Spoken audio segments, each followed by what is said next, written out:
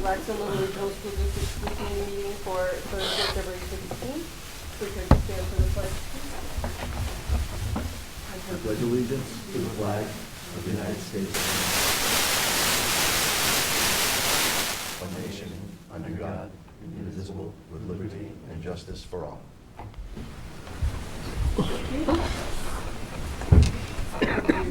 Introduction of members. Jack Keefe, student representative. Georgette Jarrett, Blackstone. Bill Chappell, Blackstone. Brittany Dwyer, student representative. Steve Tringali, Millville. Wendy Greenstein, Blackstone. Aaron Vanaco, Millville. Alan Himmelberger, Superintendent. Dave Thompson, assistant superintendent. Thank you very much.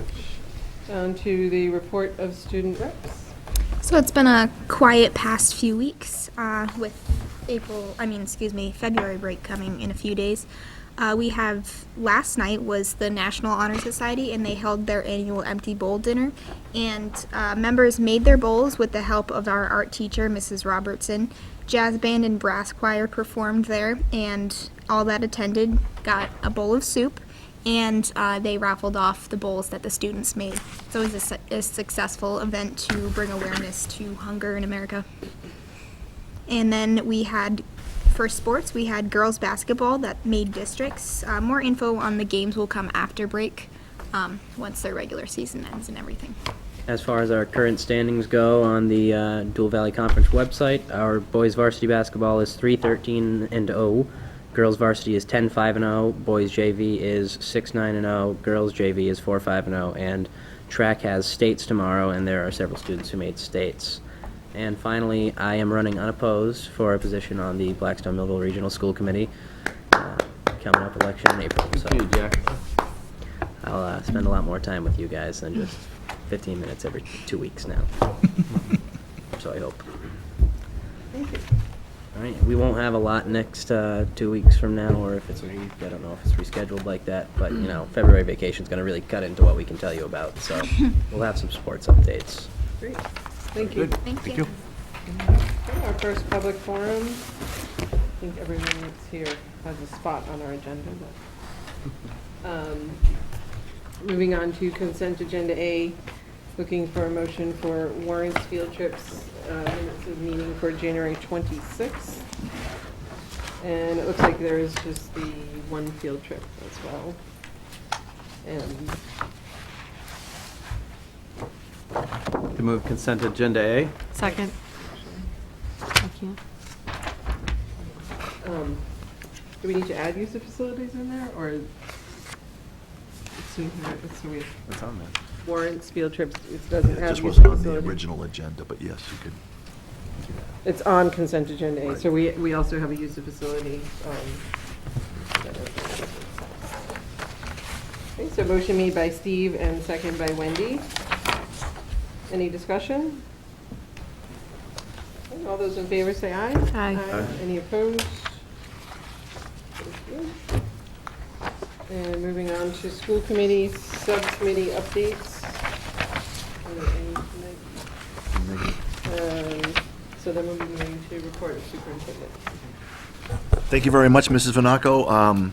In front of us today, we have our music director, Mr. Schaefer, our athletic director, Ms. Tosti, our assistant principal at the high school, Mr. Ducharme, and our food service director, Mrs. Sheridan, all with reports and requests. So first, I'd like to ask Mr. Schaefer to come up and explain all of the excitement.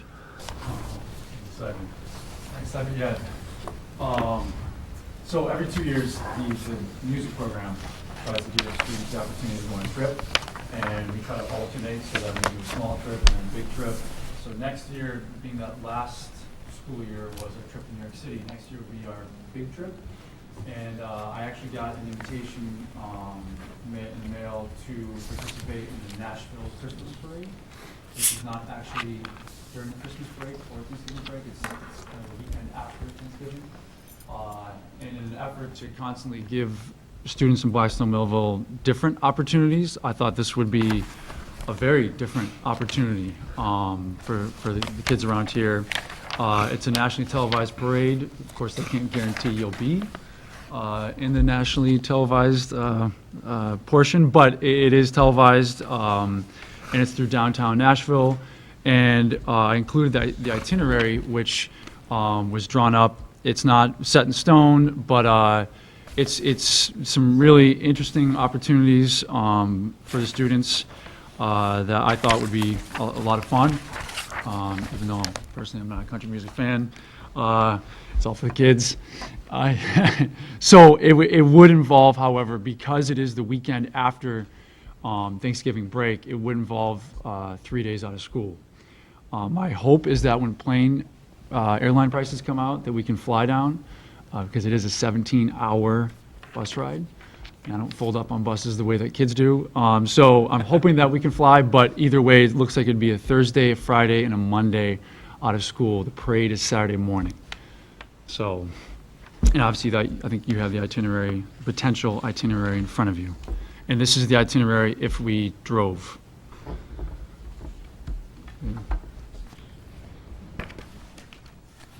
Any questions? No questions? Need any chaperones? Uh, I would Yes, we definitely do, actually. We will need chaperones.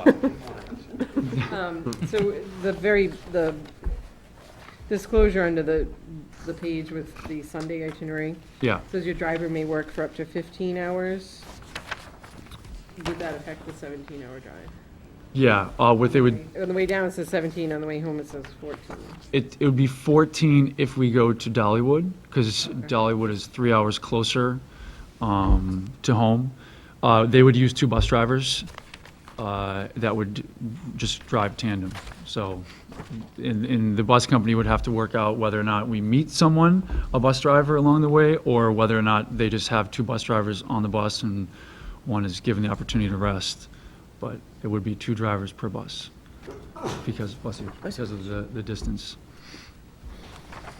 Do you have an idea of costs yet for the Uh, out-of-pocket for the students, or? Without knowing bus prices or airline prices, without factoring travel expenses in, the hotel, all of the activities, meals would be about $800. So I'm guessing that when you factor in travel, whether it's obviously bus, I'm guessing would be cheaper. It's probably going to be about $1,000 per student before fundraising. So our hope is that we can do some fundraisers throughout the next 11 months or 10 months to offset the cost for every student. Great.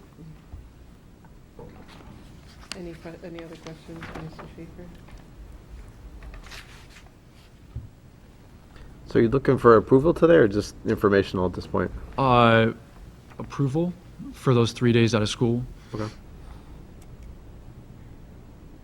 How many days do they get out? How many high school do they get out, like, not excused? They're allowed 5.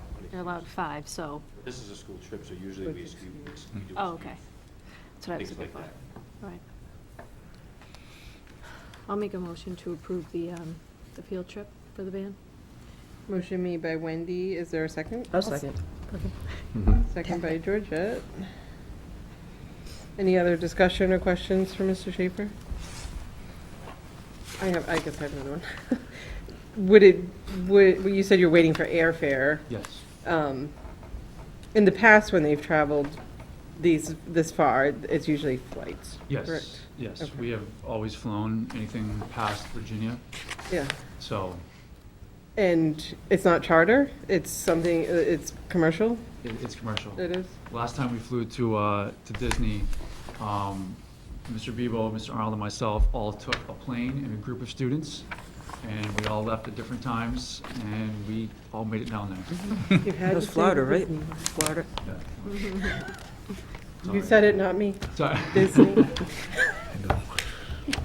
Okay, so, any other questions or comments? Okay, all those in favor of approving the days out of school and your motion was to approve the field trip? Plan. All those in favor say aye. Aye. Aye. Any opposed? All right. Thank you very much. Good luck with the planning. Yeah. Please let us know if you need any help with that. Right? That's right. Absolutely. Either or. Thank you very much, Mr. Schaefer. And now, Ms. Tosti, our athletic director, and Mr. Ducharme, our assistant principal at the high school, to give an update on all things athletic. Thank you. And thank you for putting our packet together. Oh, no problem. First, I just want to start off by saying some fall highlights, because I know the fall captains didn't get a chance to make it. We did have two kind of big things happen this fall. Our football team made history. They went 500, having a 4-4 record in the regular season, which hasn't happened since we've had a program, which is showing that the program is improving, which is what we've wanted. We also had the lead in the Thanksgiving Day game to the last 37 seconds. Which was So you said 4-4, they won 4-4. 4-4 in the regular season, and then they lost the first playoff game, a close game at home. And then They made it to playoffs. They did not make the playoffs. Playoff system in football is crazy. It's a little point different. system. It's not record-wise, so they take the common opponents and our wins, and we missed the playoffs by like It's like a couple points. It wasn't much. yeah, a point and a half.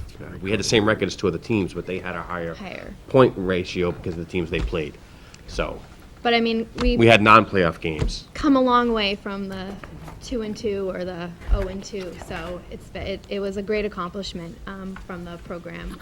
The Feel Lucky team made it to the second round of districts, which is something that hasn't been done since 2009. And we have a D2 college athlete among us. Alexis Glode signed her letter of intent to play in Millersville University the other day. So those are some great highlights that we have. For which sport? Soccer. Soccer. In Greece.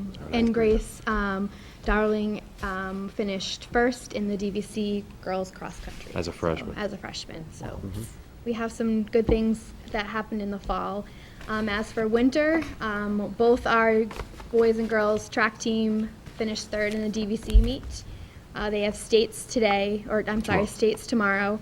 Sarah Lynn broke another record in the 55. She tied the 55-meter dash. She now holds the 55-meter dash, the 300-meter dash, the 4x4, 4x200 meter, and the 200-meter school records. So we're in the process of updating that and going to bring back all the kids that have broke the records. We had a couple kids last year that graduated and have a little ceremony for them in the springtime to kind of acknowledge those accomplishments. Our boys varsity basketball team, they won the BMR holiday tournament that was hosted this past December. And as you know, the girls made it to districts, and we'll find out when and who they will play the 27th. So that's kind of the recap of sports. Well, the final thing was last Friday night, the Hall of Fame committee inducted 3 athletes and 1 former athletic director into the Hall of Fame for the class of 2017. Joe Struzik, longtime athletic director, was inducted along with Mike Sharon from the class of 88 for baseball, Adam Dumas, the class of 93 for basketball, and Erin Flaherty, class of 87 for field hockey and track and field.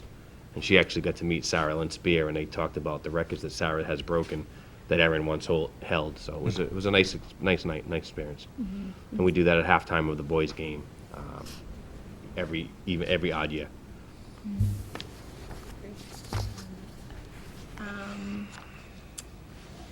I do have an update on co-ops. We'll start with lacrosse first because that's the upcoming season. We did have a meeting with the boys lacrosse coach from Hopedale. Coach Moxon came in December, and he met with a couple of our BMR kids, and we had, I think, about 8 of our BMR kids here at the high school. A couple of them are now playing with them during Winter League.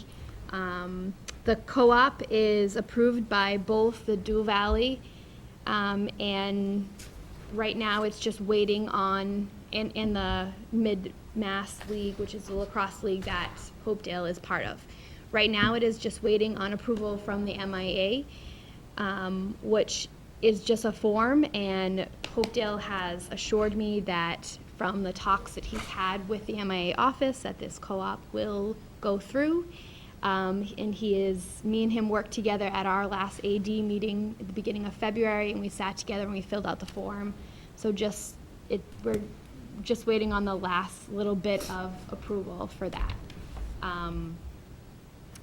It's looking like it's on board for both boys and girls, and that would be in this spring. And again, the co-op, Hopedale would be the hosting team, and they would be going to them for practices, and the kids would get the experience of playing lacrosse through Hopedale, and it would hope to keep kids in the district. So that's kind of the update on lacrosse. And it's a nice connection because we have Hopedale kids that play football for us, so I know a lot of the kids have been talking and trying to back and forth. So it's a nice relationship we have with Hopedale as far as that co-op goes, both with football and now hopefully with lacrosse for boys and girls. And that would be from 9 to 12. Hockey. So I did meet with the Bellingham AD in January, and we discussed the ice hockey co-op, and he is on board. Again, this would be pending on approval from both the Dual Valley League as well as the Tri-Valley League for his league. Because we are both two different districts, I would have to fill out a co-op form through the MIA. He would also have to fill out a co-op form through the MIAAs, just because it's two different districts Two different joining. leagues joining together. Yeah. Well, and he's in a different district, Right. they're in a different district than we are. My league, Dual Valley, already gave approval, his league gave approval as well, so we're just kind of waiting to see if you guys were on board with that. I know we mentioned last year that that was something that was definitely talked about. So did you say you already filled out the I paperwork? did not, I haven't. So it wouldn't You be- said you were on the, you approved, you're for it and they're for it, so I was kind of unclear with. And they're in a different division, not different districts? Central Mass, Eastern Mass. Right, okay. So we would just have to fill out two different forms through MIA. No forms have been filled out yet because I haven't approached the committee, you guys, to ask if that was something that you'd want. So- I know we've mentioned beforehand about possibly discussing ice hockey. So what's the cost to the hockey player, and what's the cost to the district? Nothing to the Nothing to district. the district. It's a hockey Just like any player. other co-op, like when the Hopedale football players come to us, they pay the user fee Their that our user kids pay. fee, yeah. Our lacrosse kids will go to Hopedale and they'll pay whatever the co-op, Their- whatever the And fee- the their- athletic fee is for them. Ice hockey user fee at Bellingham as of right now is $300. Do they have to get their own rides? And what grades for the hockey? Bellingham does 8 through 12. That's because they have 8th graders in their building. We don't have 8th graders in our building. He is going to try to do a co-op with our 8th graders, but because we have two separate schools, both the co-op and an 8th grade waiver may not both get approved. And for next winter? This would be, yes, correct. This would be for winter 2000. That'd be the Monday after 17, 18. Thanksgiving, 2017, when all winter sports. We have a co-op, and the same thing with football coming to us. Is it limited spots? Well, the thing about football, there is no cuts. I mean, you can have 50, 55, 60 kids on a football team. I'm not sure quite how hockey would do it, but I think the reason for a co-op is because they're in need of players. The MIA would not grant us a co-op or them a co-op if they had enough players. So my understanding of it, there's usually not any cuts, just because they're in need of numbers. I don't know offhand what a hockey team would carry. I'm thinking maybe 20 kids probably, 3 lines and some extras. So obviously they don't have those numbers for 2 teams, so that's why they're looking to co-op. And I believe when we had the co-op before, they paid the full fee. Yeah, we just actually finished a co-op with Milford last year. We had one of our seniors last year finish his career playing for Milford. That was the agreement with Milford, and then their numbers have grown so much that they took away the waiver. So that's why we were approached by Bellingham last year, but wasn't any interest at the high school level. From our understanding, in the survey Jill did, there's quite a few eighth graders Correct, yeah. that making the jump to ninth grade next year would be interested in playing, which would be great, even if it's 3, 4, 5. I mean, at Milford at one time, we had probably 7 or 8 playing. Once we got rid of our program, the last couple of years, it's been 1 or 2, but that's 1 or 2 kids that get a chance to play, high school hockey that wouldn't get a chance if we didn't have the co-op. So what time of year would we need to move forward with that? The Bellingham, I think right now, because every school's in their budget time, I think he's just wanted me to check with you guys to see if it was approval from you first. I mean, there's no necessarily rush on anything, and I don't have to put any forms in until probably the fall would be when I would need to do it, early fall. But I was coming to this meeting, so I figured I'd ask. Right. Since they were here. So does anyone want to, do you want to ask more questions? No, or make a motion? We're looking for a motion, A right? motion to, Support a hockey to co-op. support, I mean, we've never not supported a co-op, Yeah, so I don't yeah. think that it would be something, And I mean, again, it We would would- be no cost to the district. Right. Right. It would just be adding another opportunity for students to participate in a sport.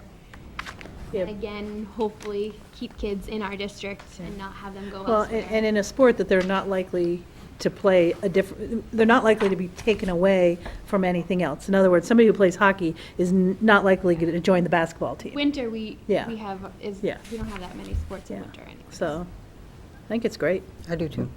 Is it just varsity then, so for both the As- lacrosse and hockey?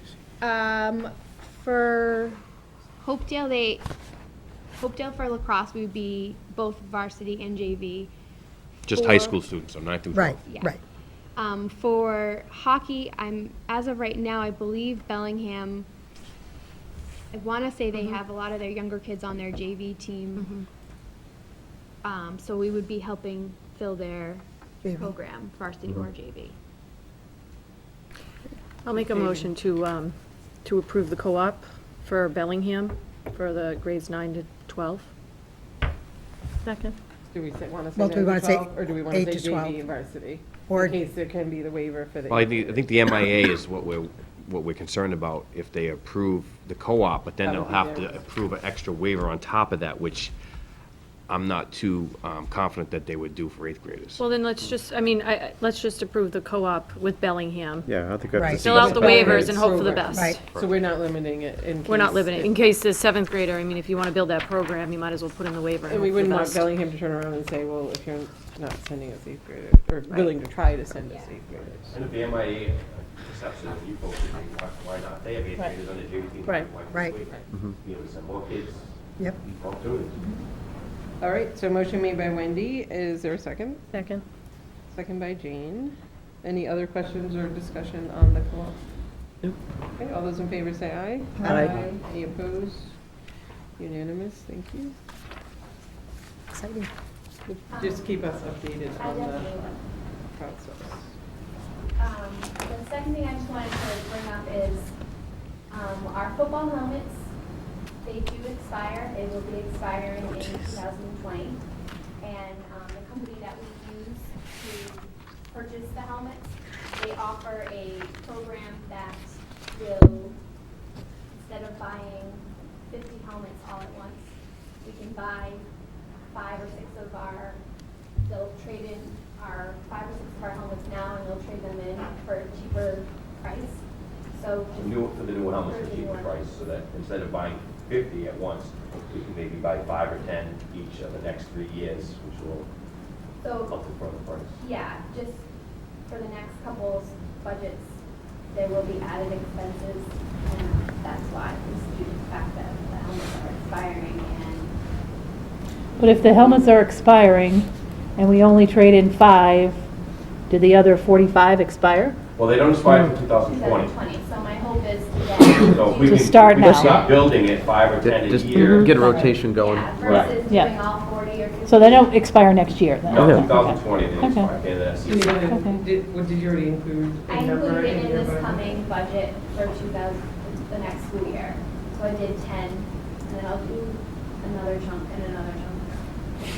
So by 2020, when all the old helmets are gone, we don't have to buy 50. We should be We should be out. Buying the next another 10. Another Yeah. 10 and we're caught up with 50. Yeah. So it would just be one extra added expense to the budget versus something different that was not last year. And then the last thing is the soccer field, the lower soccer field, outfield of the baseball fields.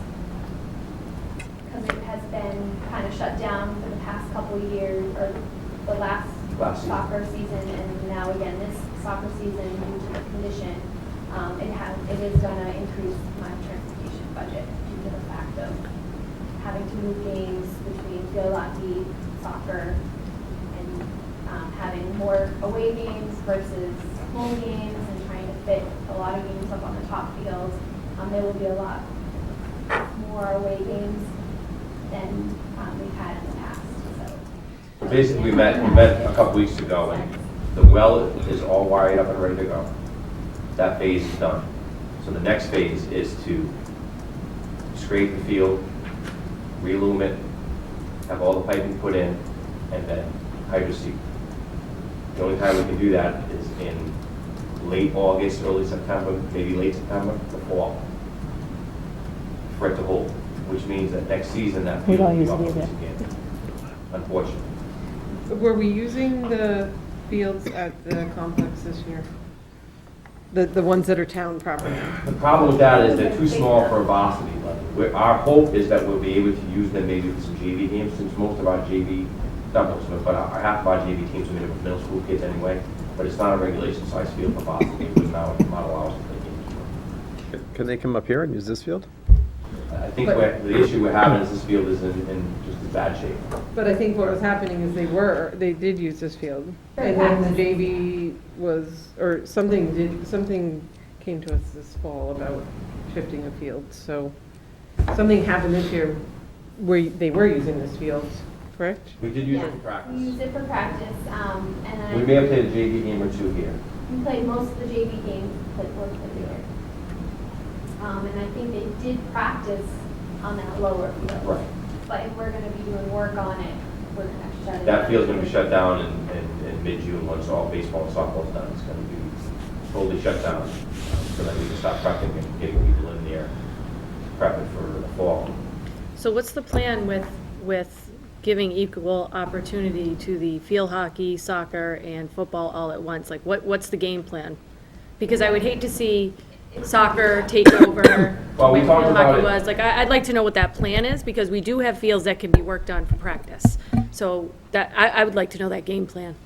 It's going to be hard, and it's between, so as of right now, the way the fall is going to look is we'll have varsity football, JV soccer, I'm sorry, JV field hockey, varsity soccer, Two varsity Two soccer, varsity two JV soccers soccer. So there's a lot of teams to up on that top schedule field. out. So scheduling purposes without lights is very difficult with only. For just games? Just for just But we're games. not, hold on, we're not playing all those games up there. We can't move the football because that's the only field we have. So I think the game plan that we have, when we met with the superintendent, we met with Coach McNamara, who's really been the driving force behind getting all these donations, getting the well, getting that backfield to where it needs to be played, is that we're gonna try to do something like we did this year, where the field hockey team will play a little few more games away. We don't have our football schedule yet, but we only had 4 regular season games, and next year we have Thanksgiving Day games. So we're thinking no more than 5 at home for football like this year.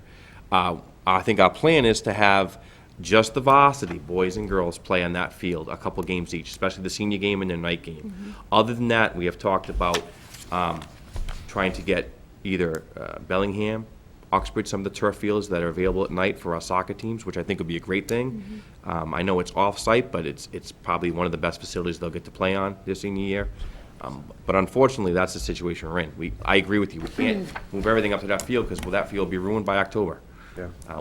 We currently don't use that field at all for practice for anybody, which I think is a great idea to keep it that way. But we are gonna suffer through another year of soccer, field hockey, and football having less games on that field. As a matter of fact, no JV games on that field at all. Relocating them to either off-sites or renting Uxbridge or borrowing Uxbridge or Bellingham. I will say that other schools have done it. Whitensville's done it for both baseball and soccer for about 2 years when their facility wasn't ready. Sutton had an issue last year after the Thanksgiving Day game 2 years ago when they had to plow the field for snow. That field got ruined. They had everything away that following year. Sutton also had every basketball game at Northbridge High School 2 years ago while their gym was being redone. So it does happen. It's unfortunate, but I think we have a game plan kind of somewhat like we had this last season where they get to play some games up there. Not as many as we'd like, but that will help keep the field in shape until the end of Thanksgiving when we don't need it any longer. And by doing that, we think that we'll have enough time to get the backfield irrigated, reseeded, ready to go. So the following year, we'll be able to open up for soccer, both JV and then we'll have to talk about whether we want to continue to practice on that or how we want to regulate that so that it stays in good condition. And that's why the upper field has been in such good shape, because we don't allow anybody to practice on it, because we do have 6 teams that are using it. So did you just say varsity only on that field, or varsity Varsity soccer minus only. soccer? Varsity soccer only. Field hockey, and football. It's And basically what we did this year. No JV. There was only I one just JV I thought I game. missed, I thought you said something separate about soccer in general, but there No. will be varsity soccer on that field. There will be a few games, yeah. Yes. The night game for sure, for both teams, and the senior game for Senior sure. game. And homecoming. Homecoming. Yeah, well, homecoming. So I think they just played 3 or 4 games up there this year. 5. And we're hoping to have 3 to 4 next year for each team.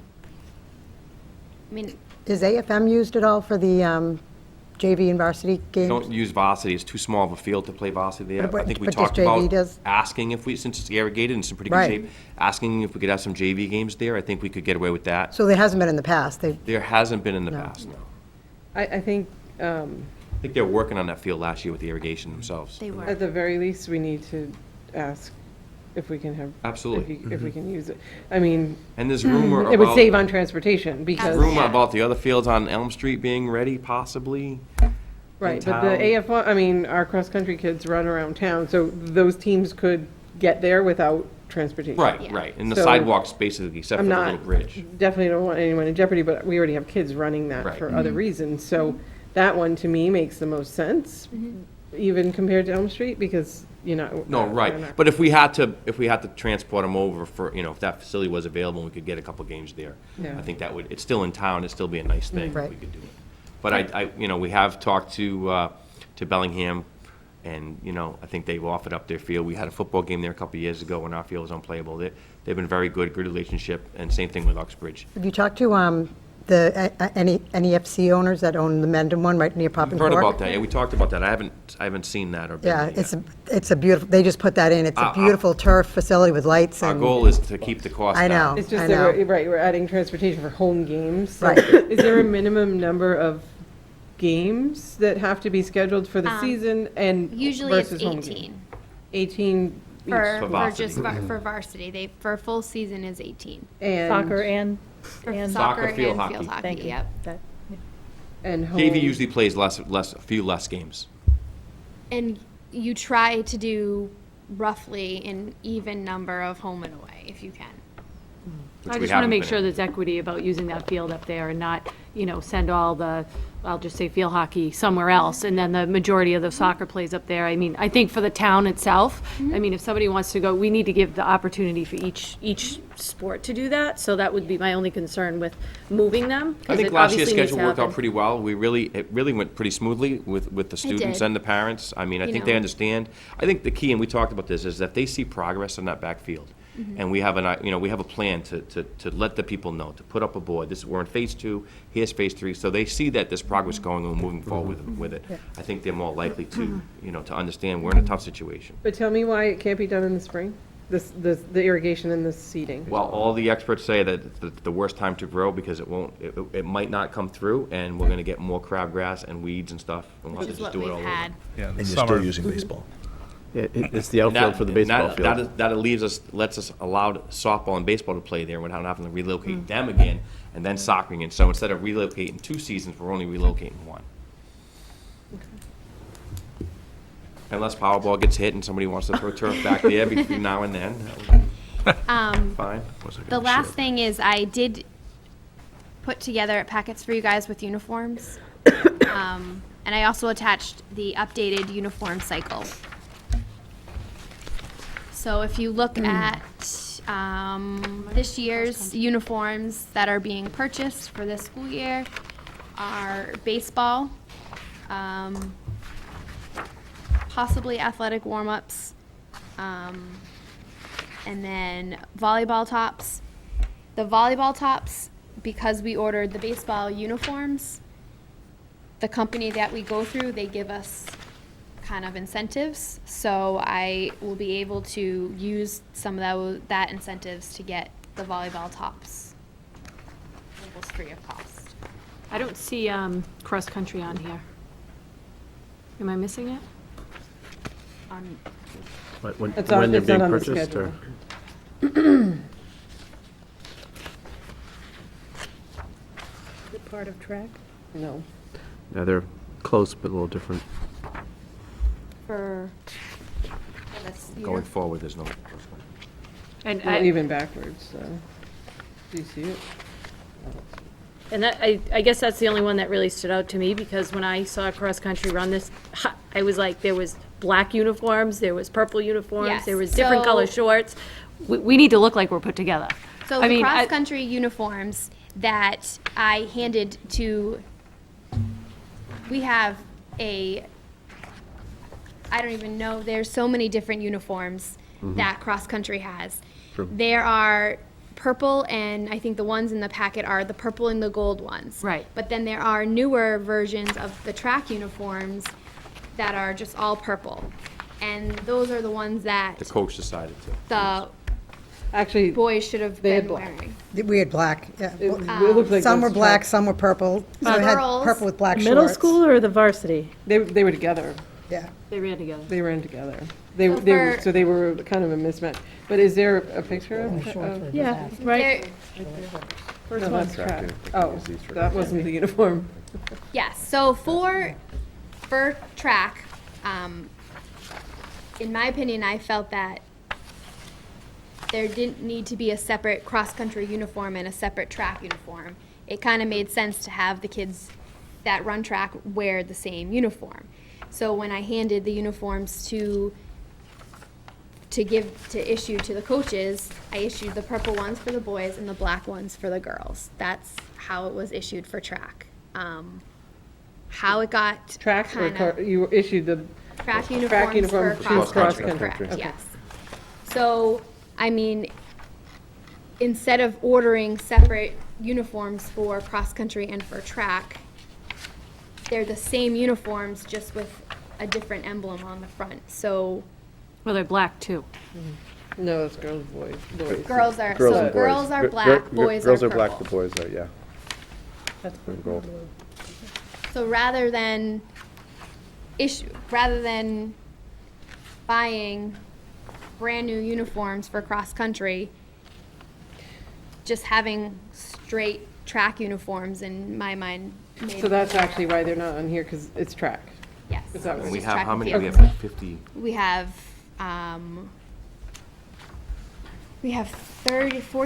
30-something girls' track uniforms, which are the black ones, and then we have 30, I don't know the numbers off. So the it top. says 40 tops and 14 shorts. So the girls end up wearing their own shorts. And as you, And then 35 and 35 for boys. Yes. so the boys are in the purple and the girls are in the black. The ones below where it says cross-country, those are the older cross-country ones that Are they just gonna don't go really away. wear.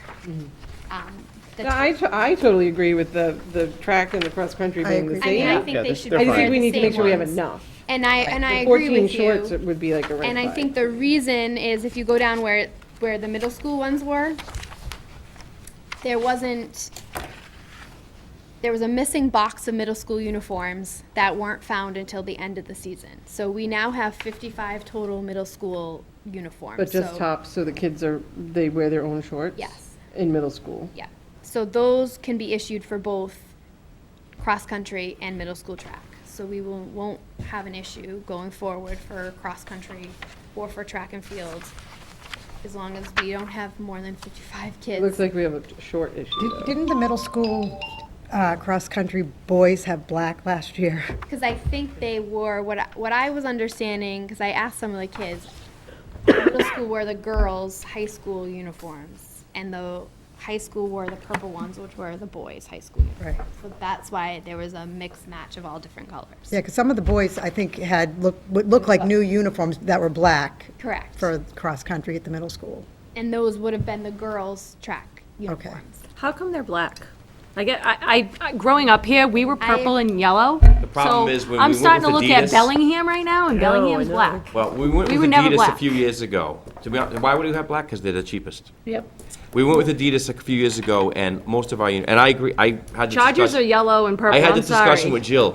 If you notice, the next uniforms were baseball, and those were pretty good. The next uniforms up were football. It's gonna be 6 years, and the uniforms are beat. And I said to Jill, purple, gold, and white. We're not wearing black. Black's not a school color. It's not. And so the football uniforms, I will guarantee you, will be purple for home, all purple. Good. Purple pants, purple shirts, white tops, and purple, the same pants away. Well- I think we're trying to move away from the Yes. black. Yes. Nike is a new company we have. They have a lot more options. They do. They've been great. They But are. you're Not that saying Adidas it's gonna was- cost more? Bad. Actually, They don't. They're they actually don't. a They're lot. actually cheaper than Adidas. I just want to make sure we're not moving to black, because We're I think not my moving question, when I saw cross-country all mismatched, I said, why are we ordering black, why are we ordering black when you buy more purple? At least they look a little more put together. So when I saw the cross-country in all different Would you mind uniforms, if I approach and just give you a sample of what we're? as long as you tell me it's purple or yellow or gold. As an alumni. I got no problem with black, sorry. So that That's us. will be the home. But Jane, I grew up here. Yeah, but- We're yellow and purple. Yeah, but, Sorry. That will be the home. Well, I will assure you that County in the itself, yellow and very purple. nice. but times new change. baseball There's the away. uniforms Student interest are all changes. purple. So There's the we away. just, We'll agree to disagree on We are that. That's getting gonna rid of get the very, black. but that's Thank gonna you. get very Yes, dirty. that looks good. You had Well, white right now already. they have white ones. Then, Yeah, they then do. maybe our basketball players should wear the short shorts The high socks. and the high socks. so that, does that kind of clarify Yeah. the, okay. But we are in agreement. We have to get rid of the black. Yes. Purple and gold.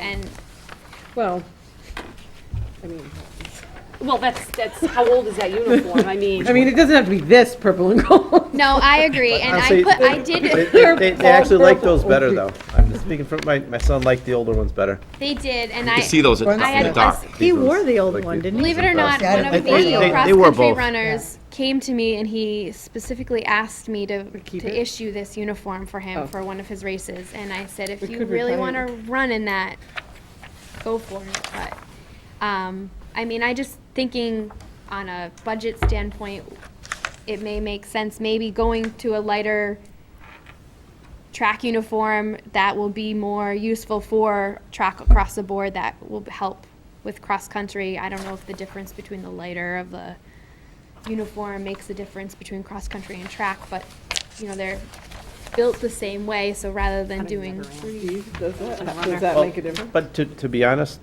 I think it was colder at track meets than it was at cross-country meets in the fall. Is she saying, is it speed? Is it just like, It Okay. doesn't make a difference. so But having I'm one saying, uniform? there were some times at track meets you were freezing. It was like 38 degrees and windy. Yeah. So you wanted something warmer, not lighter. So the amount of times you wanted something light was minimal. So. And but nowadays, they bottom throw line- those Under Armour things underneath Yeah. everything anyway, Yeah. Yeah. even with their shorts. So are there any other any other sports that you are aware of that have a shortage of uniforms or Of mixed. There was mixed from? So there were a couple, going through a lot of the inventory, I'm sure you can tell there are some that we were missing. The 8 JV basketball uniform sticks out at me. That's not, Yeah. to me, you need more than that for a team. You are correct, we do. And So when are they? the girls' basketball They're is following up you. 2018, 2019.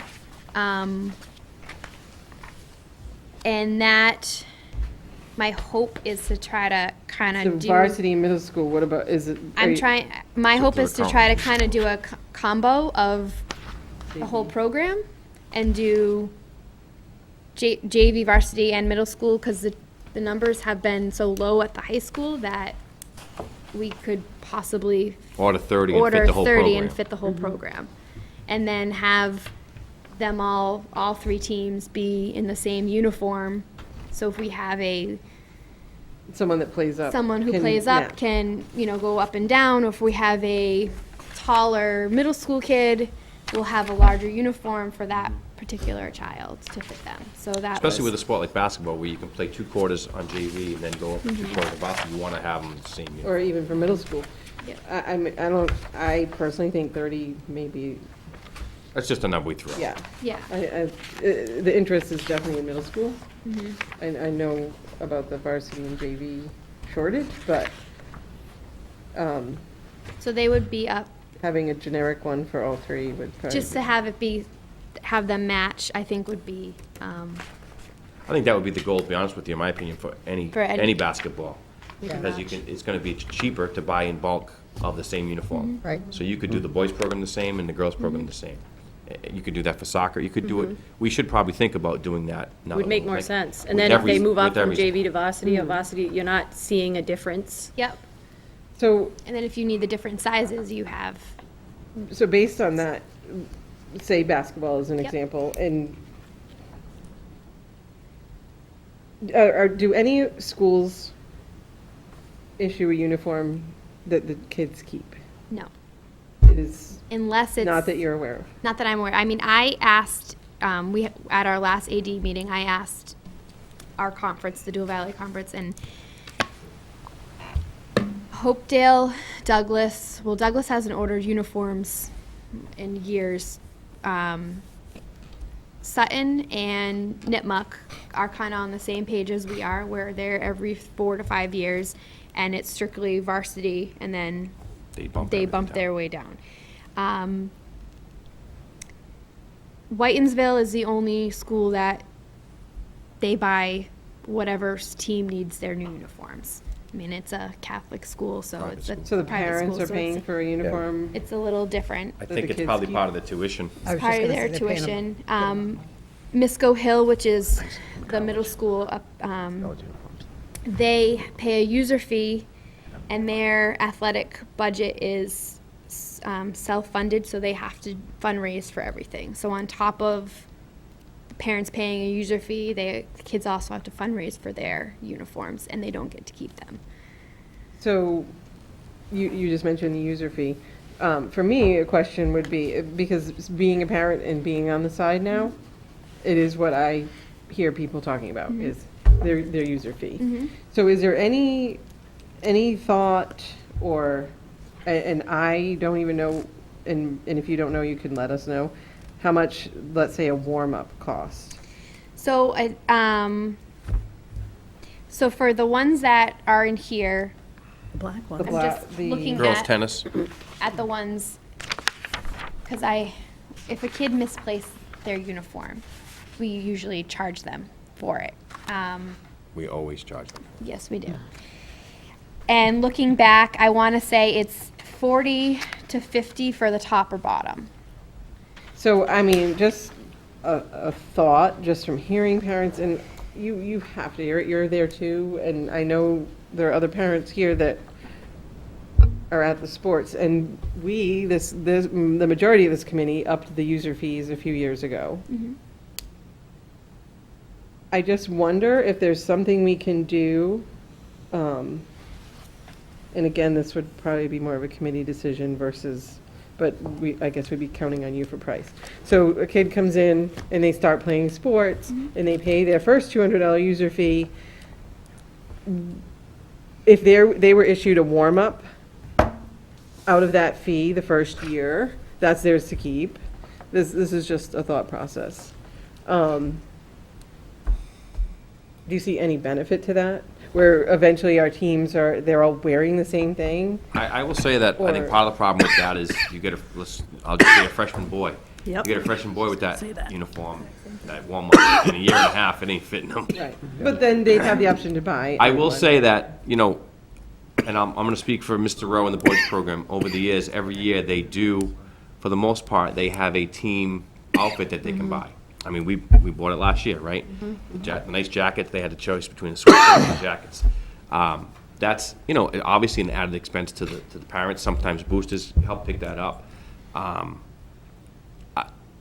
I've seen other schools, I know people that coach other schools, when the kid comes in, they get the warm-up, and they keep it until they graduate. But, you're talking, But we have Well, warm-ups so- for some teams, but not others, so. Correct, yeah, well, some of the warm-ups that we do have in storage are very old. That the back in the kids day, we had just soccer warm-ups for both soccer teams. don't want to wear them. There were probably some cross-country warm-ups, definitely some track warm-ups. Softball teams may have had a jacket, I know when I played, baseball teams had jackets. That hasn't happened in 25 years, 24 years.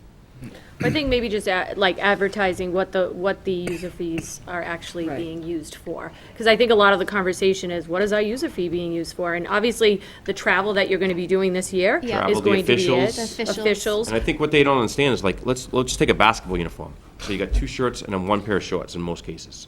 Almost never 2 pairs of shorts.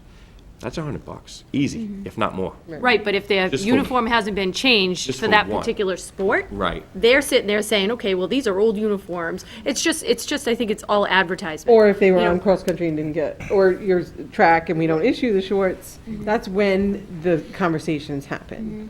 So, I mean, we do have some, we do always offer some of the shorts. Some of the girls don't like to wear them. They're either too short. They're or- either, or they prefer to wear the spandex shorts and not the looser shorts. I think it's just sharing, like I said, sharing out what the user fee is being used for so that they understand where the user fee is going.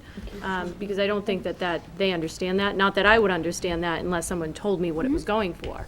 I think that might lessen the. Well, I think the easy thing to do is let's take one team, let's add the officials that they're gonna be paying for, add the transportation they're gonna be paying for.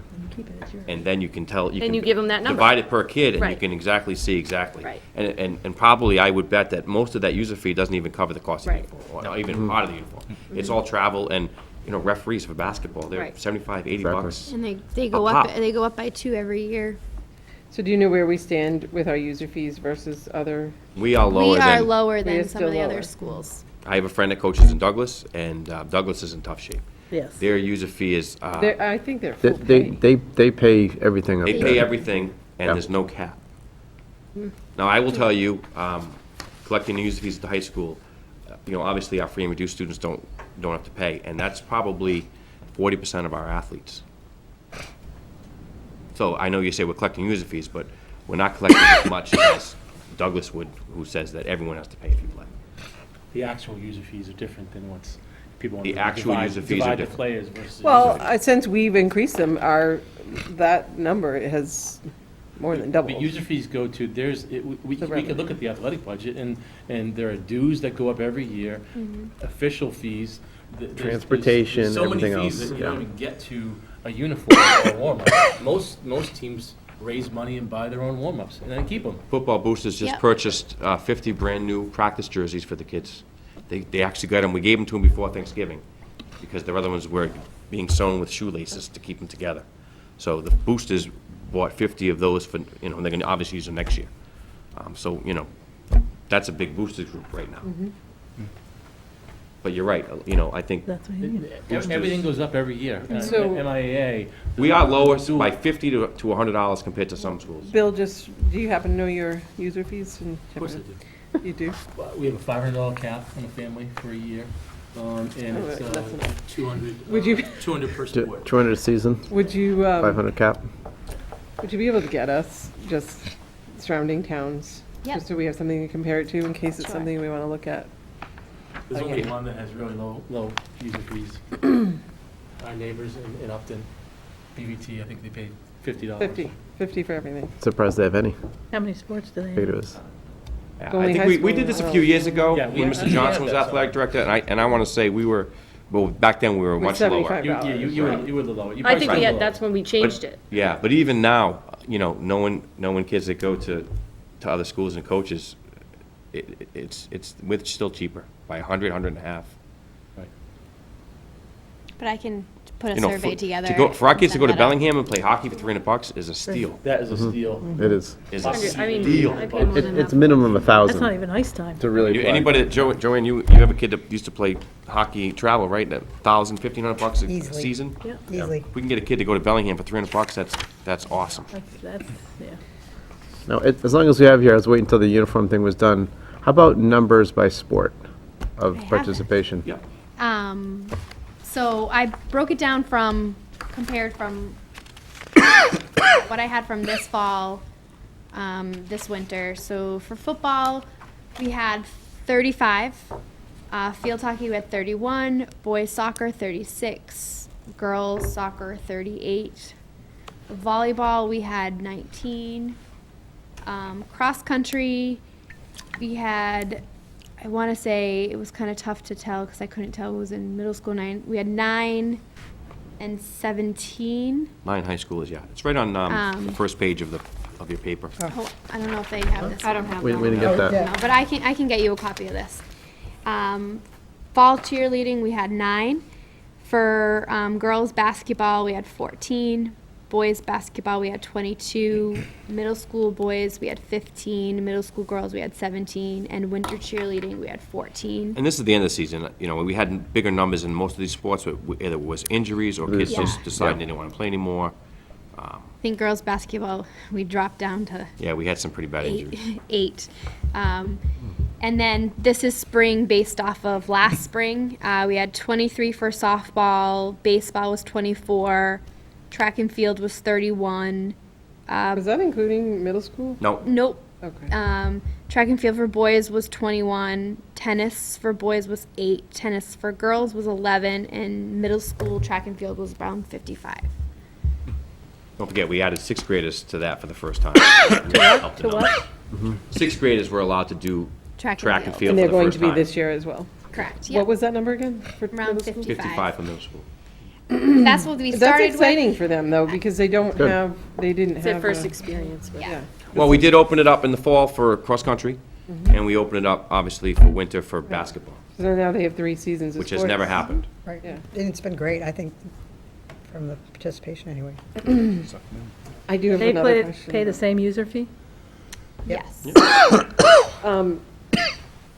I couldn't keep up with you, but, and I don't. I can give you a I can copy give you of my this. But there were some that were lower, like 11 for, what are we doing for transportation for those groups? Are we taking a full bus, and is there another option with our? So, Little red van. so for like baseball Cross-country can get away with that.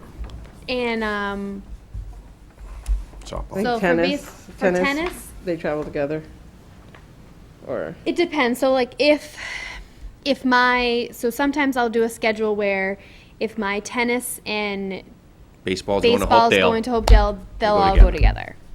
And if there, if there's enough room on a bus where I can do that, they'll go together. If not, then yes, they end up taking a bus on their own. Sometimes, because usually boys tennis and girls tennis are opposite of each other, so they wouldn't they don't go they together? wouldn't travel No. together. So 8 and 11, let's just say, because that's the smallest number. We are paying for a full bus. for Yes, 8. unless, like I said, unless they're hopping on a bus with another team that's going to the same location.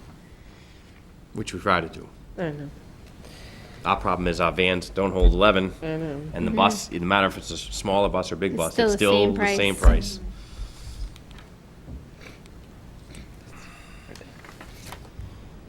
Yeah, it's a tough budget year. What else is new? But how about golf? I know we kicked that around in the past.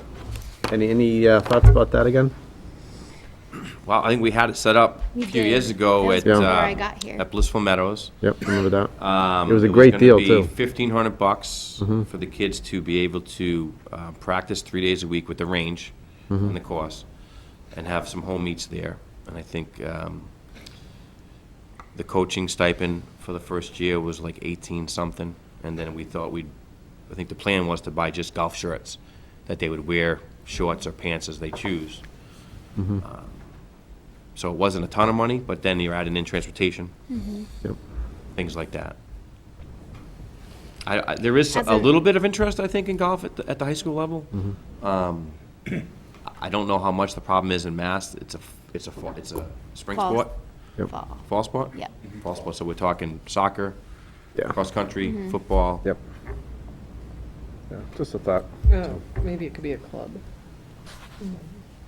if there's that much. It was a club years ago. The problem with that is a lot of courses don't want kids out there that aren't on a team, that don't know what they're doing without a supervision. Right. They're not gonna let them go out.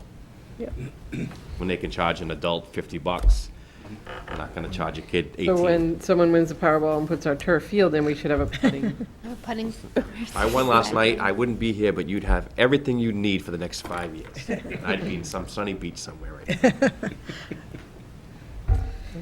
I do know this was a lot of work, so thank you for putting that together. And I can get you the numbers if you want. Did you give I them? gave a copy, Okay. Mary, yeah. Yeah. Just one quick thing. Looking ahead at homecoming next year, can we make sure that we pair up with the band and make sure that band is part of the homecoming and there's not a conflict of? That's tough, because they're away every weekend in the fall. So how homecoming, how I schedule homecoming is I don't do the football schedule. The football committee does it for me. So I get the football schedule, I look at my fall schedule, and I have to compare, okay, well, when do we have a home football game? And then I have to move my fall schedule to get in with their schedule, and then I try to reach out, and me and Todd try to work together. Me and him talked already about once I get my fall schedule for football, we're gonna sit down and work on a day that will work for both of us. I mean, I think them performing is important, but being able to participate, which Absolutely. this year was Yep. the problem, bigger than. Yep. But that was planned. I mean, the homecoming was planned a year ago. I think Todd added He added a a show. date at the end. Right. I'm just saying, Right, just being clear. Have a I conversation think the about other it. thing That's all I'm saying. I wanted to mention earlier, when Todd mentioned the trip, I think we also have to let the athletes know very early that that Monday starts winter athletics, and they're gonna be out of school and missing tryouts, practice, maybe a game. I think we had a game like after the first week this year. When So do they we're come gonna back? need to know, They come back the second? they're not coming back till that late Sunday, so they're gonna be out Wednesday, Thursday, Friday, They the won't. first week of tryouts. They just missed, they'll miss the first week of practice. So it's just kind of important, I think, to let the kids know, and the coaches. Yeah, that could get, especially with Bellingham, if we have kids that are gonna play hockey that are also in the band, that may be a problem for Bellingham. And we don't want kids to have to decide, that's the worst thing we could ever do. But right now, you do let them do both if they can. handle Oh, the absolutely. schedule. Absolutely. They should do both, but and Todd's always been great about scheduling it, and the coaches have been great about scheduling, but having them not here for, that's, But the season starts, winter season starts when? Thursday. the Monday after Thanksgiving, and they're gonna be going the Wednesday, Thursday, Friday, Saturday, Sunday after Thanksgiving. But I think, Bill, to go back to the extra band, I don't, the problem, I believe, was the dance, or no, the bonfire. It wasn't band that added anything. Something got Homecoming moved, was planned a year before. right, but the And then bonfire got they added- postponed Rained out, because Rained of the out. rain. Yeah. And the day that it was rescheduled to was already a band show. It was not something that was added on. So I just had to think about that for a minute, but it was the bonfire that became the issue that the kids couldn't attend. But that band schedule is scheduled a year ahead of time as well, from, same thing with homecoming. So it was not the band that added something at the end, was the s- knowing it the was the date. rain. It was the rain that changed the bonfire. Because we had the bonfire on a weeknight instead, this was on a Friday, we had to have it on a weeknight Yeah, because Monday night. there was nowhere to put it in. Yeah. We had P. Before it And went that's been a pretty successful event. That's something we gotta talk about for next year, because we may not be able to do it the same way if the field is fenced off and under construction. We don't want anything flying onto the new field, Well, so. maybe at the complex, We got instead, some maybe planning to do. somewhere besides the high school, or, I don't know if the complex would let us light their grass on fire like we do down in that old field. I mean, we have some ideas. Have to be- We have some ideas. here. We have some ideas. Okay. Maybe Elm That- Street will be ready. That's perfect. What's that? Maybe Elm Street will be ready, Yeah. Right. clear a portion out. All right. Any other questions Let 'em your for house. Jill or Mr. Ducharme? No? Thank you very much for Thank coming. you. Thanks a lot. Thank you. Mr. Schaefer, before you leave, we just have one more question for you, if you don't mind coming back up. Sorry.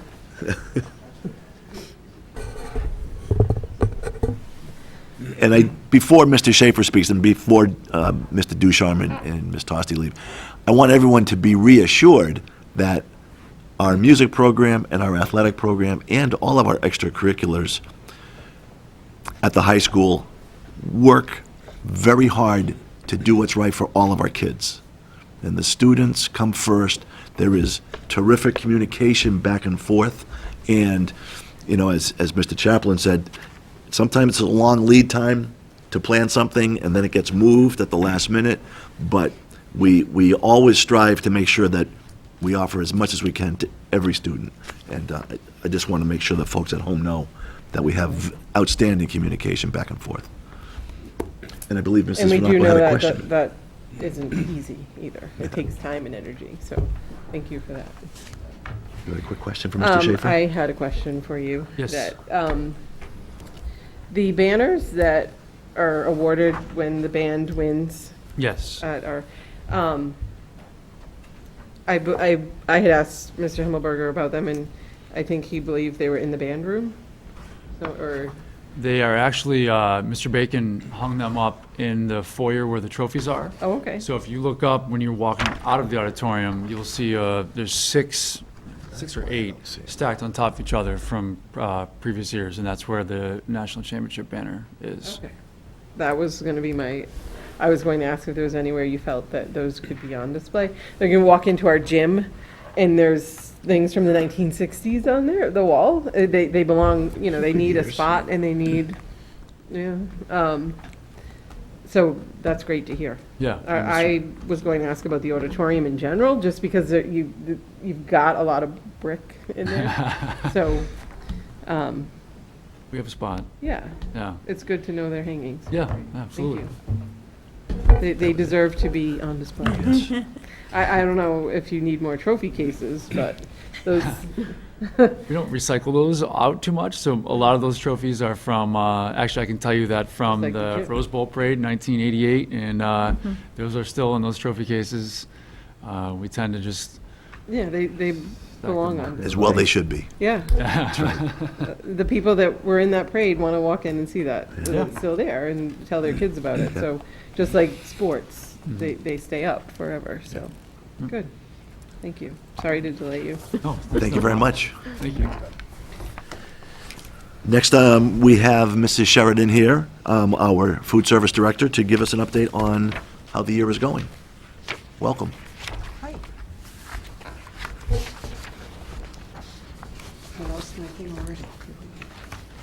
I think you've got a complete report year-to-date.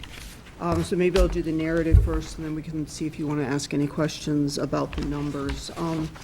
Breakfast remains a strong focus for us. The high school, the middle school, and the complex are running well over 100 breakfasts per day. Mr. Ducharme obviously just left, but they're reworking their schedule for the high school for next year, which is going to allow us to make a huge bang with breakfast at the high school. I think it's been something we've had as a goal, and scheduling has affected that.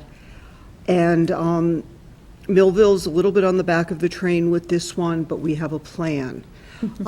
You know, what we've had to do with Millville is we have a breakfast program that's a grab and go that's being taken care of by the aides. And it's working. It's, you know, we did a full pilot. We couldn't get the participation there. So, I mean, I'm very happy to say we have breakfast at every school. And there's a lot of money for breakfast these days in the country. Massachusetts came out today as second in the nation for increase in breakfast participation. So they're still throwing money at it. I've written 3 grants in the last month, all for Fuel Up to Play for Breakfast. One is for Millville to increase the items that they're serving and to add smoothies into Millville.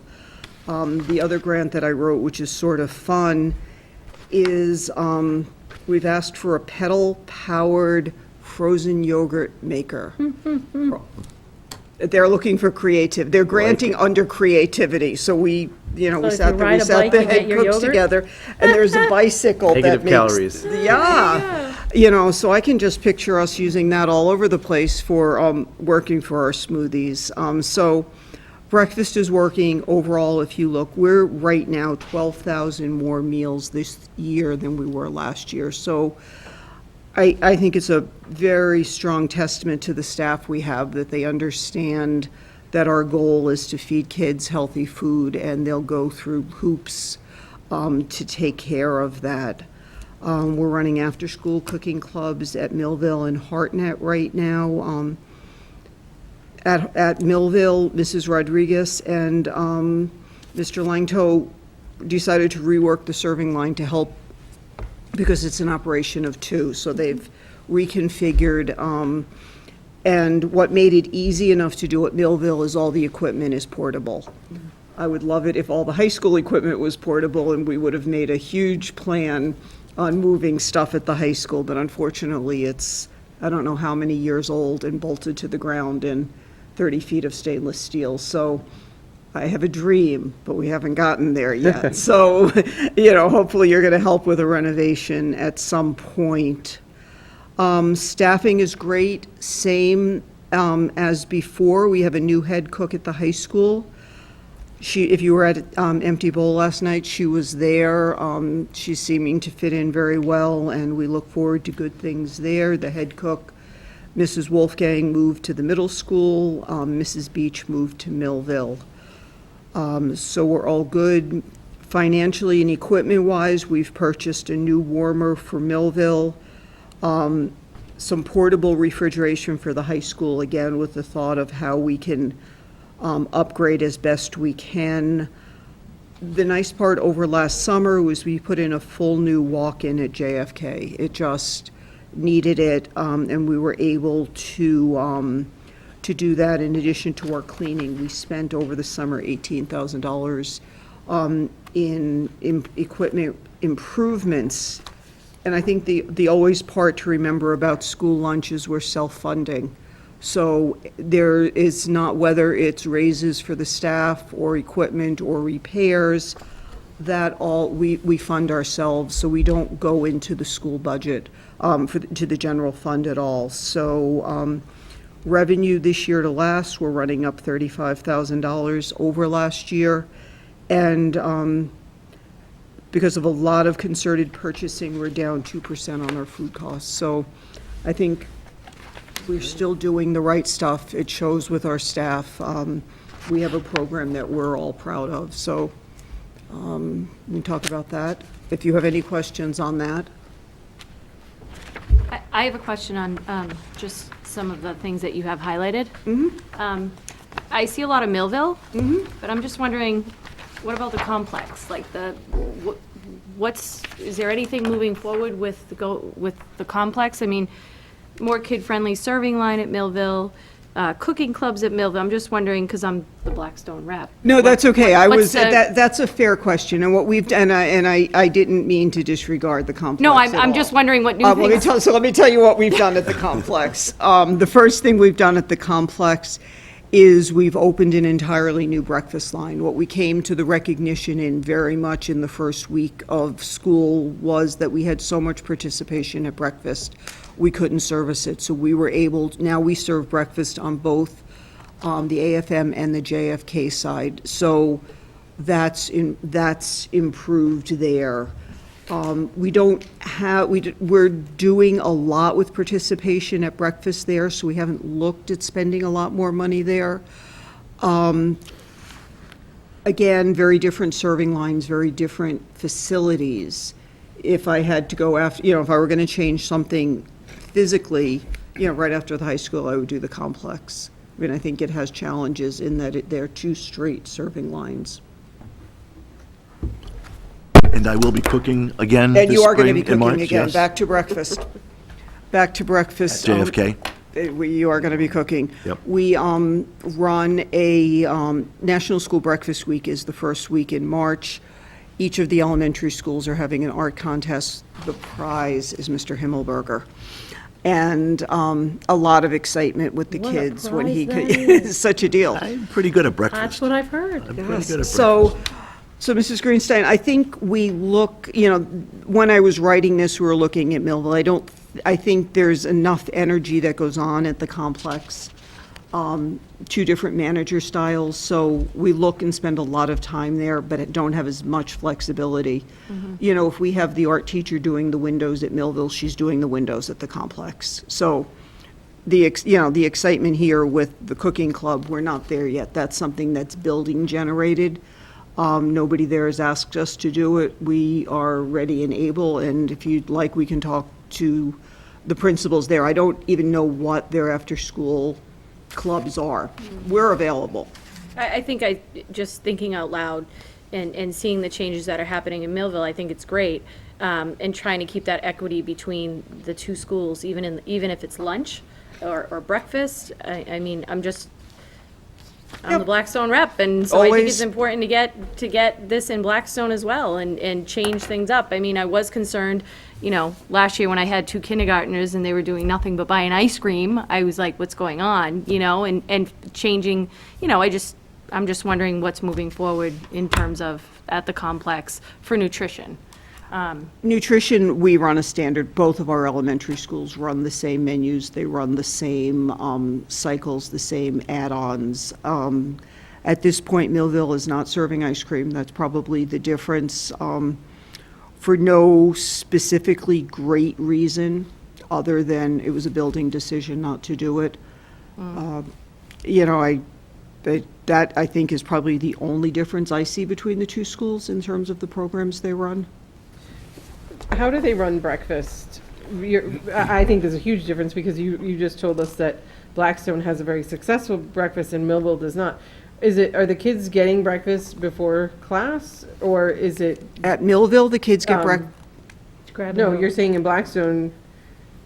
I think the percentage of. They both eat in their class. They both eat in the classrooms, so it's the same model. It's the same offer, but it's just not happening. Just to be clear, when we looked at piloting breakfast at both schools, we did it at the same model, which is the kid comes in, they pick up breakfast, they take it to their classroom to eat it. We ran a 3-month pilot a year and a half ago at Millville and could not get the participation to sustain a staff member to do that. The number, whether it be at the high school or at Millville, is we need at least 30 breakfasts a day to have it be sustainable. So, and because we couldn't do that there, we came up with working with Dr. Haughey in a plan where the aides would serve the breakfast there. But it's the same model. The kids take that breakfast and go to their classroom. There's just not 30 kids to participate. We ran it for 3 months. Right. At that point, we decided we can't fiscally support that program. So again, Millville does not have a hot breakfast. The complex does have a hot breakfast based on what we're able to do. So they eat the hot breakfast in the cafeteria? No, in the classroom. In the classroom. Okay. It's all prepackaged, whether it be warm donuts or, no, not donut, God heavens, they're not donuts. They are whole grain. They are whole grain breakfast rings. Share it in the spot. They are definitely whole grain breakfast rings, but they could be French toast, they could be pancakes, and they're all sort of those ones you see at home. That would be the hot breakfast. And some egg sandwiches.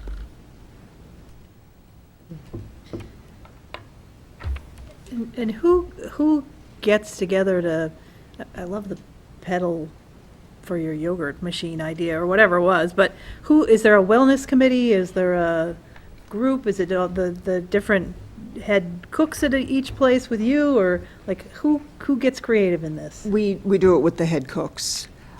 We have had a wellness committee in the past. We technically should have a wellness committee at this point. It sort of started very active and then it waned. I mean, I would love to have a wellness committee back again. I think there's great value to them and working with them. So if anybody would like to work with me on getting a wellness committee moving, I'm game. So the creative ideas come from the head cooks and me working together. Well, I have had the privilege, I guess, of experiencing most of them and their abilities, and I think people are doing a wonderful job. We're very lucky. The enthusiasm is fabulous, and their willingness to go above and beyond, and you know, I do hope that the complex looks to do a cooking club, because it was a hit. It was a I mean, PTO driven though, just to I be know, fair. yes, Yeah, I know. that's what I'm PTO saying. is the Yeah. one that looks Yes, for that. I agree, But I hope they look to do it, because even the middle school kids had they came home with. I think they did have one dinner. years ago. I think Yeah. when my kids were. It's new to Millville. This is the first time they've had one Millville, but, for Millville. yeah, but And the middle The middle school, school's had it for a few years. Yes. It's- Again, I mean, building they driven, bring so. dinner home for their families. Yeah. So anybody who would like It to just bring me ended last dinner after the Wednesday. cooking club. I've tried to get my 3 kids to do it separately. Yeah. But Stagger it. Good planning. Meal dinner plan. for weeks. Meal planning. The other thing that I was asked to talk about was the charging procedures that we have in place, so I don't know if that's something we want to look at tonight, or. Yes, please. Yeah, Yes, absolutely. please. I just have a couple of questions in terms of, I didn't know if we were going to go to the second page, that's why I was waiting. The second page of the packet, after the narrative, the liability is blank across the board in terms of money on accounts, negative balances. And that's where my question arises from, in terms of, and it's solely from my district, had a big issue with it, where it was really focused on elementary, but it's really every kid was getting a cold lunch or a cheese sandwich or whatever the heck it was, if they had a balance of a certain amount that the parents didn't pay. And I have asked the last couple of meetings around what's our policy, and I can't remember a policy on that. I can't, I've been here 4 years now. I just want to know what the procedure is. 'Cause Okay, okay. And what I don't want is a kid, whether high school, but elementary or middle school should never get turned away from a hot lunch. Whatever the other kids are having, every kid should have in that cafeteria. So I hope you're going to assure me of that. I can tell you where, I have been here longer than 4 years, so I can tell you probably at around 6 years ago, a procedure was put in place. That procedure is on the front of the school nutrition webpage, so it's very well published. It's found there. I have a copy that I can read. As of today, we had a balance of $926 to the negative. In the district. For the district. We have been up well into the 2000s. So the problem with having any sort of a negative balance is at the end of the year, the general fund has to absorb that. So we do our best to be fastidious. Our current procedure for alternative lunches are that the elementary students have a balance up to 5 meals. After 5 meals, they are offered an alternative lunch. At the middle school, it's 2 meals. At the high school, we discourage, but the reality is it's also 2 meals. Nobody ever wants to offer a child an alternative lunch. I mean, cheese sandwich, we don't do cheese sandwiches, we do cold sandwiches. In the month of January, and this is at your pleasure, how you want to handle it, because I take my direction from you and have gone through with what we've done traditionally. This hasn't changed in the last 5 or 6 years. We notify parents bi-weekly of monthly of low balances, bi-weekly of negative balances. So it's a very formal communication process. If you're not on email, you're getting it as a hard-copied letter. In the month of January, we offered 1 alternative lunch at the high school, 8 at the middle school, 6 at Millville, and 23 at the complex. And they have to pay for that alternative. They also though. pay for that alternative So they get like lunch. the ham and cheese or the turkey, and then they have to pay for it even if they don't, if it's not something they like. Correct. Pay for it that day, or pay for it in Okay, the it negative goes to balance? their negative balance. Just has more negative It balance, goes to their account. Yes. You know, and we work with parents, we work with the principals, the kids that have issues, we've generally talked to them. You know, it's very easy, if there's extenuating family circumstances, the principal can approve that child if they think they need to have free and reduced meals. We know that's not the case with all of these kids, because we've talked to the principals. So that's complete transparency on what we do today. If you as a group would choose to have us do something else, you know, So we at could the end have. of a year, you're saying right now, halfway through the year, more than halfway through the year, there's a $900 balance right now outstanding. So is it safe to say that it's maybe $2,000 at the end of the year for the district? I think we wrote off 1,200. think we wrote off 1,200 at the end of last year. What happens if somebody has a positive balance and they leave the district? What happens? They can request a refund, and if you look at your financial sheet, you just requested, it's done officially, because if they have a prepayment that they've paid through this Right. secondary company, we then have to request of the business office that a refund be issued, and we do issue refunds. Go ahead. Just as a point of clarification, to be under $1,000 this time of year, $900 is really, really an outstanding figure. Just because of the ebb and flow and the timing of receipts. Wellesley made the news a few years back when they all of a sudden found themselves $40,000 in the hole. So, to be $900, yeah, you want to be zero, but we have a much better chance of getting to zero, when we're only at $920. So that's our liabilities, that's the money that. Correct. But if you go back to page 2, it's under financial, it says our combined revenue and meal reimbursement is running at $35,000 over last year. But we wrote off $1,200. Again, it's federal law that we, as a food service, can't absorb that cost that's from the USDA. I understand, but we're also, it's not affecting the revenue, but our kids aren't eating a hot lunch next to their friend that is. Again, I serve at your pleasure. If you want to review what we're currently doing and ask me to change that, I would happily What's the do difference in the that. cost between the sandwich and a hot lunch? We charge, all of our lunches cost the same regardless whether you get a hot lunch or a cold lunch. For me, it's not the point of the chart. There's food Well, getting no, thrown no, away no, at the no, end but of the I- day. All I'm saying Yeah. is, if there's a kid in line Right. that wants a hot lunch, you can't have it. Listen, I'm a principal. I pay balances off myself in my school. And we write them off. We just write them off. So if we're making 35 grand, I don't mind making 33 grand at the end of the year, and every kid getting the same meal. But it's getting written off at the end because. Right. Well, then It's it's federal law. it's getting written off from the general fund. from our So just being funds. aware that then comes out of a different bank because of the law. Right. I mean, I'm willing to, we're. Well, I only brought it up because it No, came up it's- in my it's district, and I was one- like, yeah, I didn't know what, I felt bad because I didn't know what we did here. Yeah, no, it's never pleasant. Nobody ever And wants again, to I don't be in think we can that have open- situation. Open Everybody bar coming, either, right. okay. But we got here because we were in that situation. Right. So now we need to decide if you want to open it a little bit, what the pluses are, what the I just negatives are. want to go after the balances, but I want to give every kid a hot lunch. That's all I want. Right, Yeah. if we're charging the same I'm not amount saying of we don't money. go after the balances. Yeah, if you're charging the Take same them amount of small money, why things, even but I don't bother? care what you Right. do.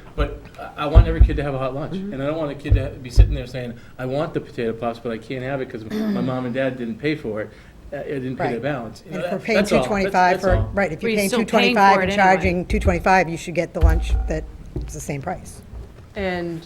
Well, and that's Their my food question, being why. paid. I I'm asked not what saying the price was. alternative is not nutritious. I think it is. No, no, I agree. But as a But elementary is- student- is there any benefit in rubbing the kid's nose in it and saying, no, you Right. get a cold sandwich, It's not I the get kids- the It's not same? the kids' issue, Yeah. Right. except that high school kids. In most buy cases. free No, and coffees I and can all tell you, at the elementary level, our cooks and our staff know who those kids are, so they're never getting to the register and having anything taken away from them. They're offered something as they're going through the line. So that's as No, I clean understand that, as but when we they're sitting could get down it. and they want some potato puffs, they're not Or able to get it. Or they get the ham sandwich and they sit there because they don't even want it. Yeah. And it's at their balance. So I could see if they weren't paying for it, but they're still paying the $2.25, Still whether it's bringing us ham or regular. turkey. So or- I think what Mrs. Sheridan is saying is if the committee wants to make that change, Listen, certainly listen, can, I wanna to be allow clear. every student to have I wanna choice, go after back whatever the balances. choice is. I want Oh, to yeah, go after we back still do. balances and whatever that procedure is. Yep. But I want, especially elementary kids, but I want, it's really every kid, especially elementary kids, I want them to have the same Choice. lunch. Same choices. Can I ask a question about that, though? The 23 that you said at the complex, Mm-hmm. are any of those free and reduced that we just haven't found? No. They're not. No, these are, I would think of those 23, and you couldn't hold me to it. This is probably 2 or 3 children who have had a lot of contact with us. So what happens at the end, of, let's say they go all the way through our school system and they've been one of these students who never hand in, can they graduate with a balance? We work on that. We are not firm on that. Nobody really, again, at $900, we're not, there, at some point they clean it up. Right, I'm just thinking of those, Yeah. you know, you get to, you're a senior now, and in every year, it's those same students that go all the way through, you know. You know, our It's a little different total, when you're yeah, in 12th our grade. total balance at the high school negative is probably 200. Again, at 900 total. Right, We're right. probably So it eventually levels 200. off by the time they get up there, so to that point, I don't see why they just don't. Do we have have you found a We don't have a policy? policy, it's a procedure. Okay. Yep, we do not. The policy queen. So Yeah. we don't need to vote on it, because it's a procedure, Well, I'd like to correct? make a policy. I'm only here for 3 more meetings, so I gotta make a policy now. Yeah. Listen, if you can assure me that kids are gonna get the same meal, and we're still gonna chase balances, I'm good. I think we need to have something in writing, I just don't since, want anyone since she's to going say- back 6 years. Yeah. I think Well, we can bring in for the any other procedure. committee in the future to have a boundary or a policy to follow, I think that's Well, important. we can put it on the agenda for the next time, bring the procedure in and discuss the procedure. Can we But we're just have a changing the motion procedure. for short-term fix? So kids aren't. Yeah, I'd like to make a motion Yeah. to continue to go after past due balances, but every child would get the opportunity to have the same hot meal. Okay, so motion made by Bill, is there a Second. second? Second by Wendy. And any other discussion on that motion? All those in favor say aye. Aye. Any opposed? Jean, is that going to have any kind of an impact on what you do every day? None at all. It'll just be Excellent. communicated that. It's, Yeah. yeah, it will happen after the, You're not going to it'll make have the to ham happen sandwiches. after the break. Yeah. It No, it yeah, could actually yeah. save money, we don't have to buy. ham Yeah, you have sandwiches. to buy. Oh, you still We have a use cold commodity option. ham, we use commodity ham and turkey, so, but yeah, no, it's a challenge for everybody. No, I don't think there's Yeah. a food service director in this world who, one, wants to do it, Yeah. and Right. two, I know. doesn't bemoan the fact that we're dealing with Ready to negative balance, balances yeah. when we're trying to feed kids. So Bill, will you get a policy ready for our Sure, agenda? no problem. Thank you. Can we name it after me? Sure. You can name it whatever you I want. just have- I have one just clarifying question, too. Be the chaplain food chain. The, Chappy lunch. is there anything in jeopardy in terms of like federal funding moving forward in terms of like the reimbursements that, I'm sorry, I shouldn't even asked it. I don't want to, but I'm trying to find on here where that is. Like, Yeah, where- I can tell you, I can either talk to you offline, or I can tell you here. Right now,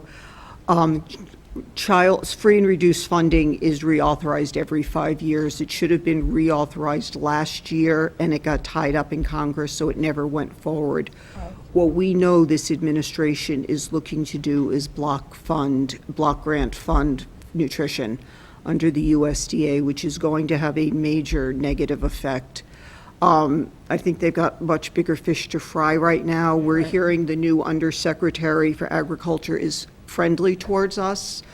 I'm going to Washington in April. We have a legislative action conference where we meet with our representatives. The problem with the Mass representatives is we're preaching to the choir. Right. They already know, they're already on board. You can't get a better friend than McGovern in what we've got. But as a group, the School Nutrition Association is 22,000 members strong. So we've got some good lobbyists. We're working on it. So is that, when I look under reimbursements, it said reimbursement school lunch, 35,000. Is that reimbursement that would be, or like halfway down the page? We, if you look, we get approximately 40% of our total revenue comes from reimbursements. If we were to if we were to see caps, the state's going to get the amount of money. They're going to choose how they want to spend it. I would not see that growing in the way you see.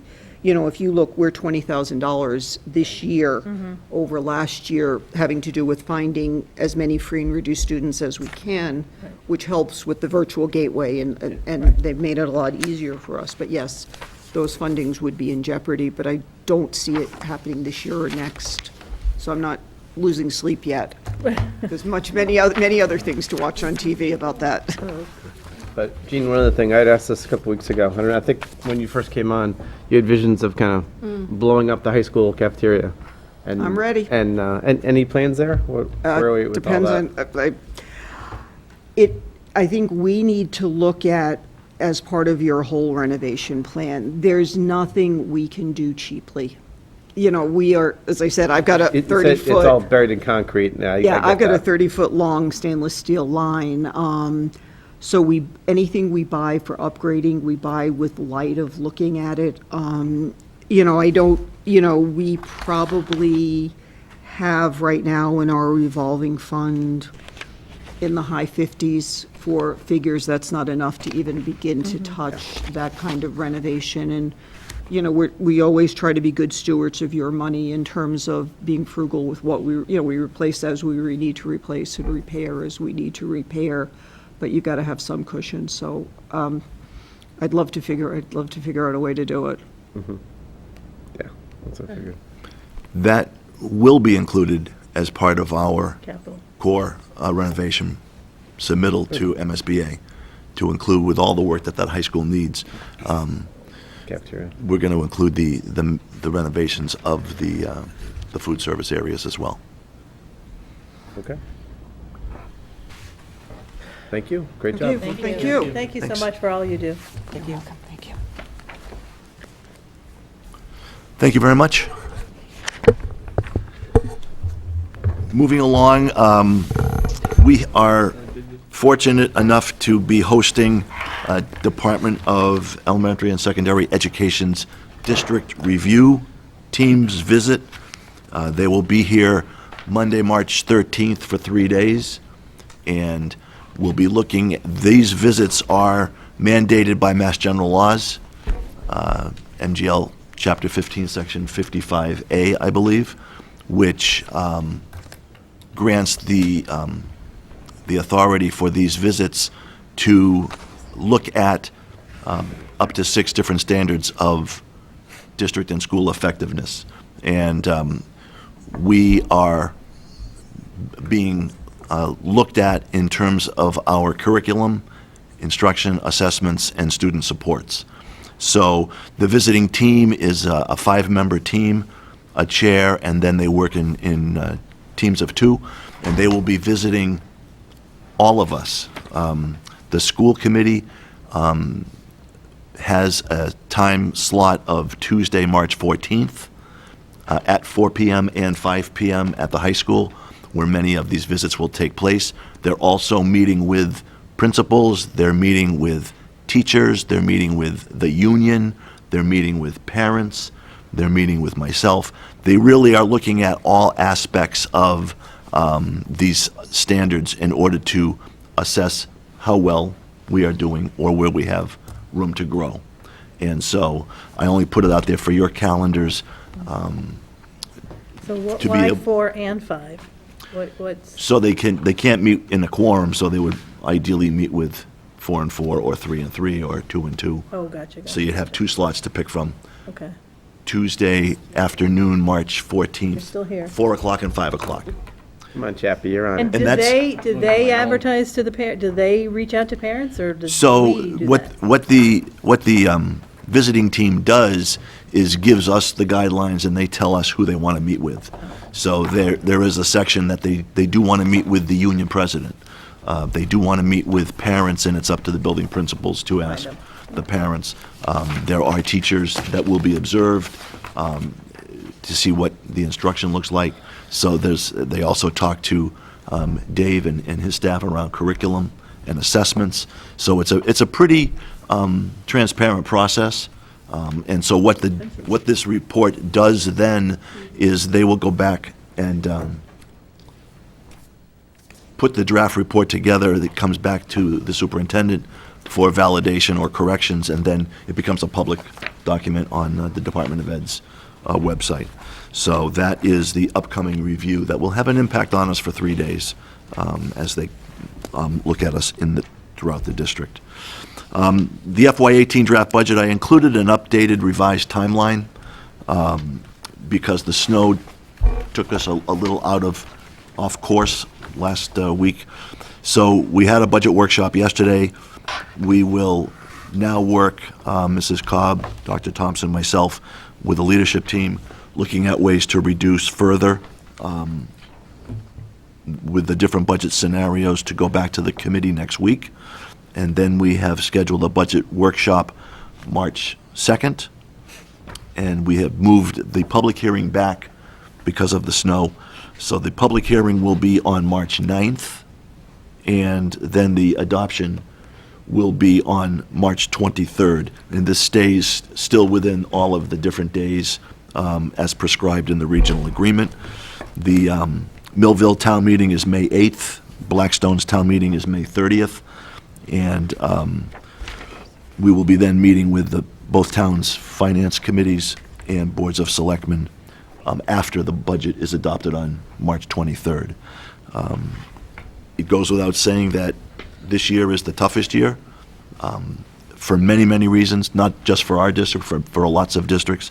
And that will be the challenge, to try and balance declining revenues, reduced grants up, as well as fewer offsets with more needs as our population continues to warrant them. So it will be a busy few weeks coming up, and I look to have those scenarios to the committee next week.